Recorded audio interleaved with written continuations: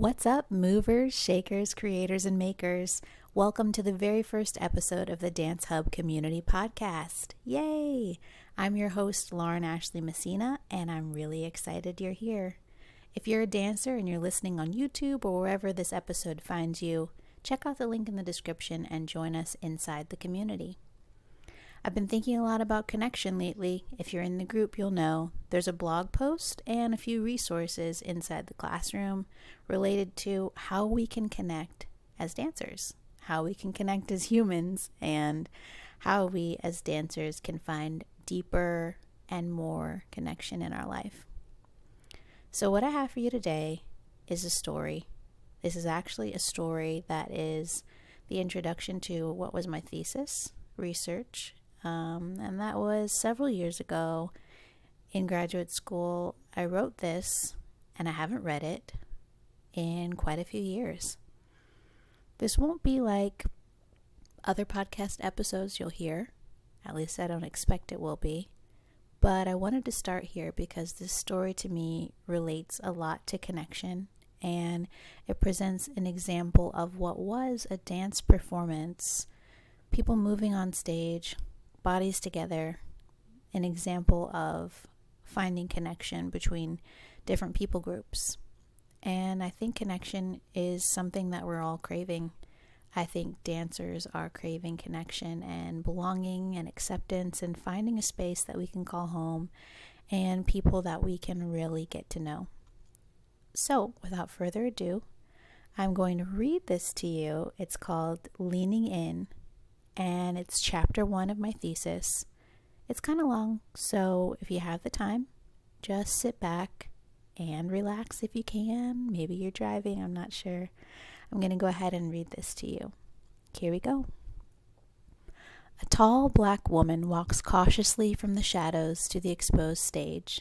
Each barefoot step leaves a deep impression, weighted by the many experiences contained within her body.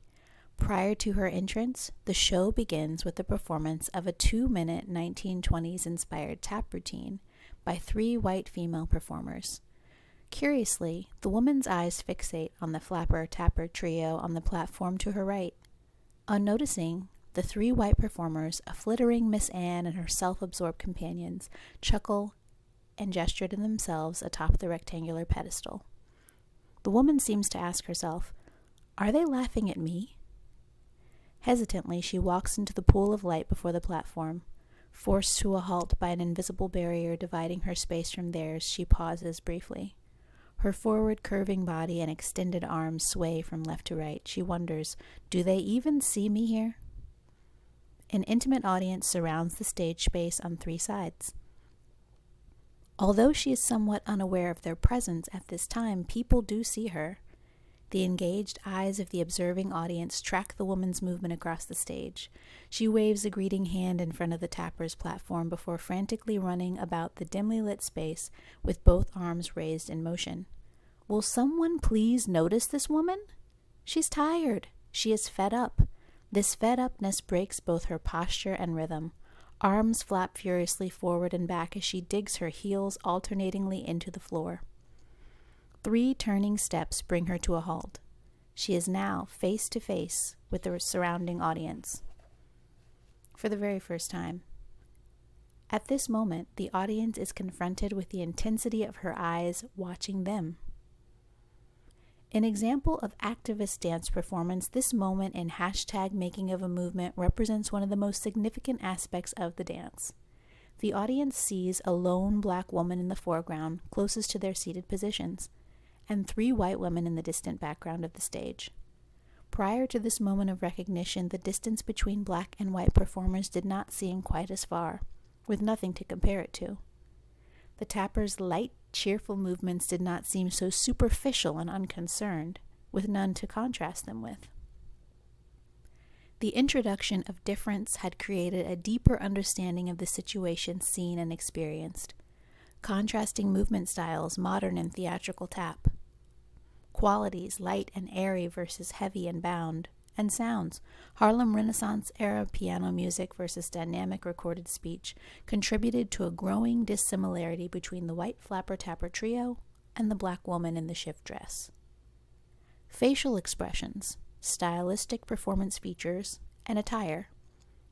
For example, flapper-tapper trio wearing shoes while the woman in the shift dress dances with bare feet created a sense of place and class division. The implied juxtaposition between groups set the stage for later experiences of empathy and transformation on behalf of performers and audience members alike. Because of her influential presence in the space, the three other performers on stage gradually take notice of the woman's direct, bold movements as she faces the audience before her. The movements she makes, flapping arms and digging heels, although not performed in the tapper's direction, slowly disrupt the divisions of race and class.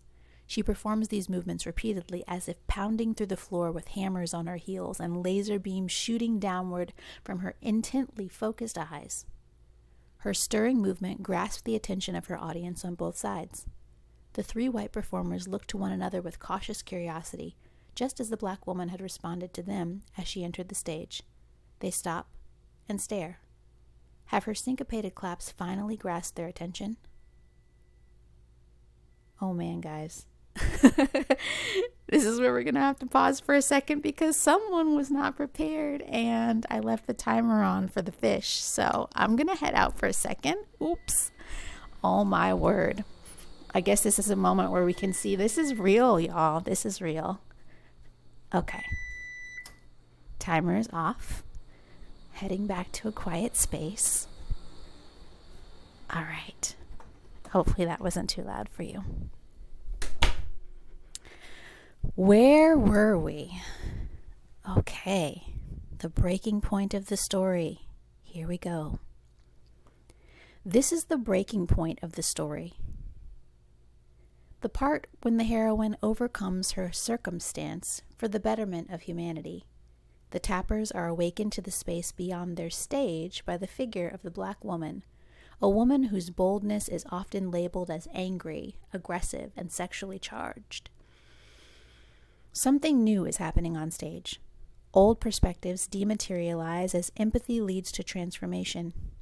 In this pivotal moment, the audience bears witness to shared experience, as three white women dressed in blue shift from an upright performance of small, posed, and choppy gestures to an increasingly more relaxed posture. Performers and audience members lean in toward the hazelnut brown woman in the shift dress. The tappers take off their shoes, carefully leave them behind, and stand barefoot on the floor behind the revolutionary woman.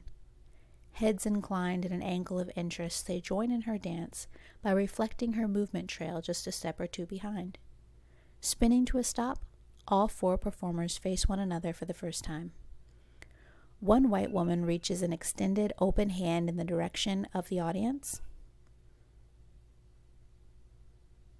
Guys, once again, not prepared. Timer on phone. Oh my goodness. Oh my goodness. This is the first episode. Bear with me. Spinning to a stop, all four performers face one another for the first time. One white woman reaches an extended open hand in the direction of the black revolutionary and steps toward her. Their palms meet in a meaningful handshake, skin exchanging her stories. The other two white performers rest a hand on the black woman's shoulder and waist as she leans back into the trio's supportive embrace. The preceding anecdote summarizes a staged experience of being seen and unseen. As a self-identifying black woman who did not consciously recognize herself as such in the past, I often wonder if others see who I am beneath the surface or mistake me for someone I'm not by judging my outward appearance and/or demeanor. Whew. Okay, we're going to stop there. What in the world was that? I'm hoping and wondering if maybe I can actually add some video. You'll know if you're watching this or listening. If there's nothing, I hope the story was engaging enough to keep you here. If I'm able to, I'm going to try and include some video from this dance. We'll see what happens. I wanted to share this story because in finding deeper connections with ourselves and with others, it really takes openness and vulnerability and trust between all of us to be able to have space to see each other and to connect on a deeper level. And this example for me, creating this dance together with the performers and remembering the contrast between the tappers on stage and the Black female soloist, I look back and I just remember the moment when their hands touched and they did that handshake and the two groups came together, and it felt so powerful. It felt so meaningful, just those gestures. And this piece, #Making of a Movement, was about protest dance, activist dance, and how the movements that we make have such meaning. And I think they still do. So I'm really excited for what's happening in the Dance Hub community. I'm excited that if you're a dancer who's listening and hasn't joined us, maybe you'll join us and we can go a little bit deeper and connect. I don't know what all that means, and I want to hear from you. So if anything in this story resonated with you, if you feel like you have something to share related to connection and how we as dancers can connect with ourselves, with others we know, dancers or not, and with the greater community, please leave a comment. I'd love to read it, and I'll definitely reply. And yeah, I'm really excited. Thanks so much for listening to the very first episode of the Dance Hub Community Podcast. If you like this episode, give it a like and maybe even subscribe to this channel for more episodes like this and video content related to helping dancers and people find support and collaboration with one another in an inclusive space that's designed just for you. All right, until next time, I'll see you later, Dance Hub.